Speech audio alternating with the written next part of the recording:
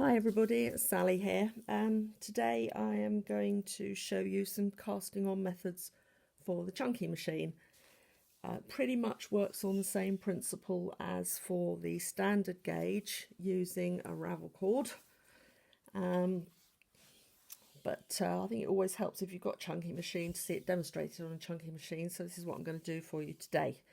The silver reed machines, which were also known as Knitmaster, Empeisel, Studio Singer, in various countries, in various iterations over the last 40 or 50 years.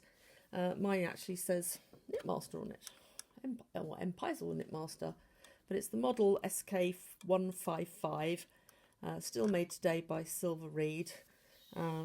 Fabulous machine, I absolutely love it. And silver reed machines never come with a cast-on comb, so I always use ravel cord. And so I'm going to show you how to do an open cast-on and an ewrap cast-on as well. So right, let's start with an open cast-on. I've got some chunky yarn threaded up here at the back, which will knit on a tension of about 7, the main tension dial. So I've set my tension dial to 7. I've got the side levers on the carriage forwards. These ones here on the side are forwards. And the Russell levers are set to the number 2 position, the double line position, which means that they will knit back needles from hold. And that's the same on both sides. Side levers forward, Russell levers on the double line position. I don't need weaving brushes down or tuck brushes on or anything like that. The carriage is set to stockinette, so it's the right in the centre of the dial, and just make sure the carriage is running backwards and forwards nicely, which it is. There's nothing in the punch card feeder, and that's locked off. And so I just take my needle pusher and pull forward. Let's have about 50 needles. That's 20. Oh no, that's quite a lot. About 40 needles, 20 either side of naught. I forgot I'm not sitting in the middle. And I can pull them all the way out to D position, because let's make sure that you can see all I'm doing here. Oops, that's tilted a bit backwards. Slightly better. Yeah, there we go. Yeah, so pull them all the way out to D position. Because the Russell levers are on the double line, they will knit back. My yarn is threaded up. Now, I always find it easiest to make a little loop at the end of the yarn, just like that. And then I put it underneath the machine and hook it round a clamp, which is never the easiest thing in the world to do when you've got the ribbon machine on. But if you've just got this flatbed on, it's the easiest thing to do. Put that under there. It's alright, it's because the camera's in the way, I can't reach around, making it look more awkward than it really is. So there we go. And so that's held in position, and I've got both hands free to knit with. So open the gate on the carriage and feed it through. So just twist that there so you can see what I'm doing. So I've opened the gate on the carriage, fed the yarn through, and then I'm going to shut the gate again just by pushing that across. Get back to the showing the needles. So there we go. And I'm just going to run the carriage over once, so I'm trying not to obscure what I'm doing with my arm. And what you've now got is a row of loops on the open needles. Now, if you don't hold those in place and just try to run the carriage back again, you will get a tangled mess. So what you need to do is you need to hold those open loops in position using a ravel cord. And this is what the brother machines do using a cast-on comb, but this is much easier to use. And I'm going to just put it through the sinker post adjacent to the last stitch that's on a needle, hold it in position and put it down, and it's sitting in between the sinker posts and the needle hooks. Let's tip that forward so you can see it's not in the needle hooks, and it's not tied around the sinker post or anything. It's just sitting in that little channel in between the two, and it will just hold those loops in position while you knit the next row back. Hold both ends of the cord down tightly with your right hand, left hand, whichever one you're not using on the carriage, and then just push the carriage back. So now you've got a second row of stitches over the first row, all held in place. And now knit another couple of rows. And you might just need to check, because we haven't got any weights on here yet, that the end stitches are knitting back. And after you've done 3 or 4, you can then pull the ravel cord out. So just take one end of it and pull it out like that. Knit another couple. Go. And you should now have enough knitting on here to add some weights. Your claw weight, and put it at one end. And another claw weight at this end. And you might want another one in the middle. If you've got a lot of knitting across here, I think the chunky machines should still come with these great big lace weights, which are great for holding down the really thick yarn. If not, just use as many claw weights as you've got. Another one in the middle, and then you can just knit away.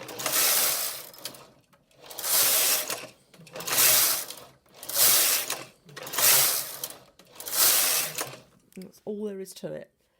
Now that, of course, is an open cast on, and so it will unravel. You might think, well, why do I want an open cast on? Well, if you're just knitting a tension piece, you don't need to have a closed cast on. I've got tension pieces that I've had hanging around for years, and they don't unravel. If you've got plenty of waste yarn on the bottom of it before you actually knit your tension piece, I'll find one. Like this one.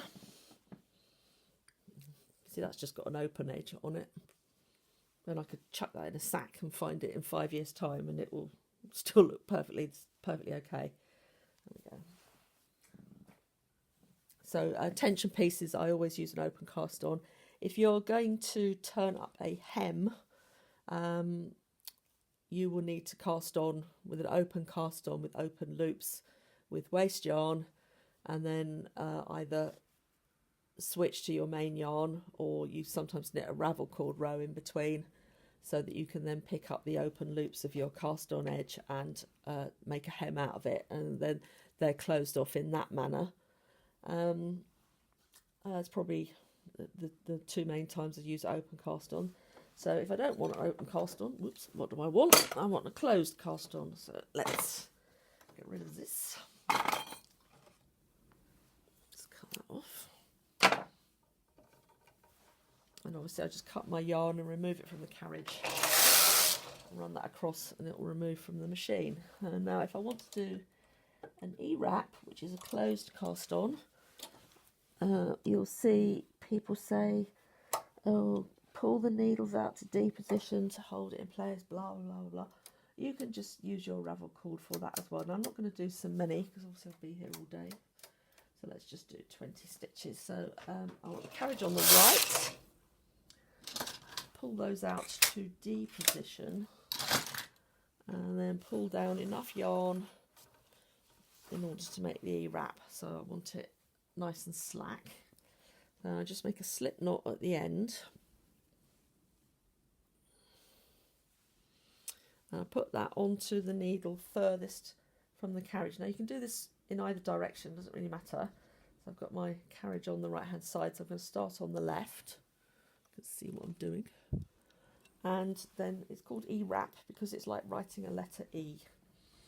So get the yarn and just wrap it around the next needle in this circular motion. Now don't pull it too tight, because if you pull it too tight you won't be able to knit the next row. It needs to be reasonably loose. That might take a bit of practice, but if you've got a ball of yarn you're not doing anything else with, practice with it. There we go. Wrap it all the way to the other side, and then pull back the excess back through the overhead mast and feed this end back through your carriage. So if I open the gate, put that through there like that, so you can then see, if I move that round, what I've done there. It's coming along and it's fed up through the carriage. Close the gate again. Ooh. And all I need to do now is, you might need to just grab that yarn with your spare hand just to make sure you don't get a loop caught here, and I'm trying to get it so that you can see what I'm doing, and then just push the carriage over, and that's knitted one row. And there's your closed cast on. Now, at this point you can pull the needles forward to D over the next few rows, but if you get your ravel cord and put it between the gate posts and the ends of the needles again like you did before, so it's sitting there like that, you can then just hold the ravel cord down,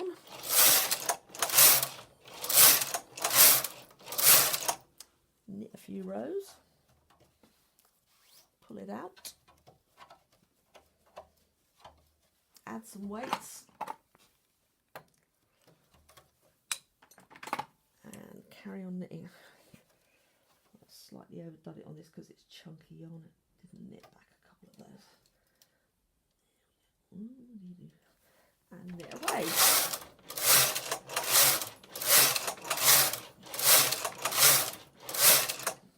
So there's ewrap cast on. So you've now got a closed edge cast on there.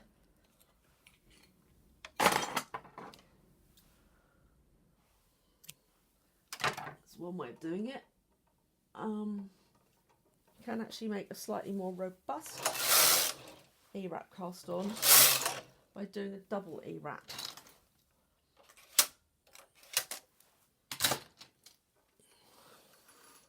Again, pull through a bit of slack in the yarn, make a slip knot and put it on the needle furthest away from the carriage.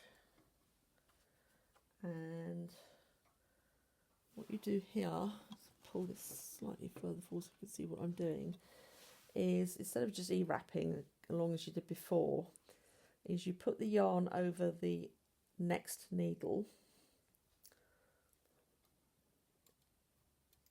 I'm just making sure the latches are open.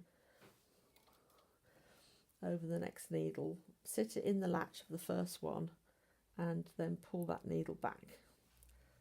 Probably should have a weight on the end of there so that it knits that back as a stitch, and then you've got a loop on that one, so you put it over the next needle, put it into the open latch and pull it back and make a stitch over the next needle into the open hook, pull it back. And it does help if you start with the proper end of the yarn rather than the tail. So, start again.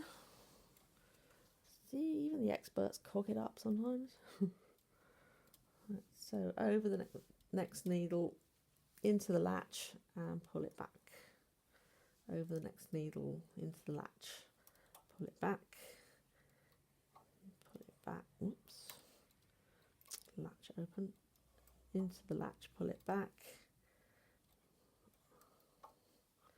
and this is a double ewrap cast on, makes a slightly firmer edge.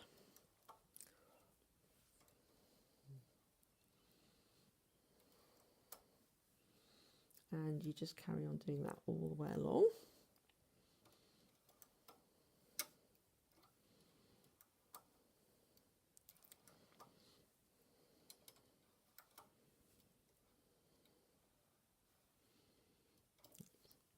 Open the latch.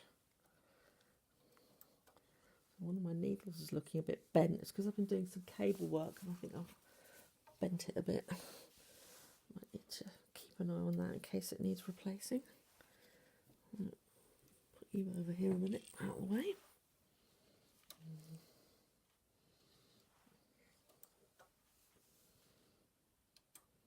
So each wrap is creating a loop on the needle that you then knit through when you pass it over the next needle. Open the latch. Open the latch, and then on the last one you just hook it in there and knit it through. So thread up the carriage as before. Pull the slack back, and then again here you just use your little ravel cord to hold those loops in place, and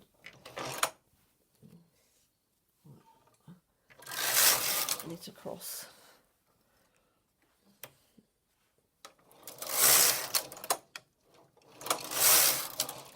And after 2 or 3 rows, it's well established. You can pull the ravel cord out, hook your weights on.